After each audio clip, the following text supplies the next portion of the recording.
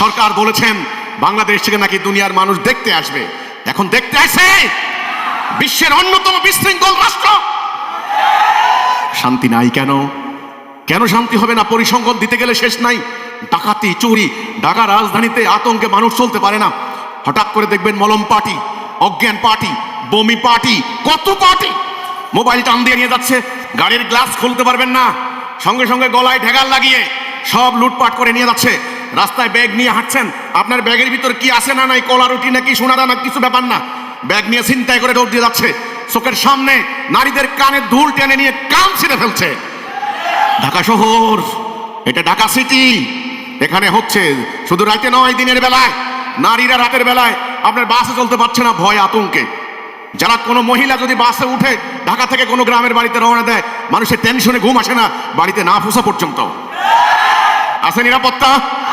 নেই বিচার? নো। আদালত আপনি যান, ঘুষ আর ঘুষ, সুদ 16% সুদ, billion billion dollar, 21 lakh crore টাকা বাংলাদেশ এই মুহূর্তে ঋণী। আজকে নতুন যে বাচ্চাটি জন্ম নেবে তার মাথায় 16 লক্ষ টাকা ঋণ। এই যে তোমরা যারা স্টুডেন্ট আন্দোলন করেছো, বৈষম্য বিরোধী আন্দোলন, কোটা থাকবে না, কোটা বিরোধী আন্দোলন, তাই না? তখন কোটা ছিল মুক্তিযুদ্ধ কোটা ইত্যাদি ইত্যাদি, ঠিক আছে, কোটা থাকবে না। এখন তোমরা জুলাই কোটা করলা কেন? এখনো জুলাই কোটা, তাহলে কোটা কিন্তু যায় নাই। কোটা গিয়েছে? যায় নাই।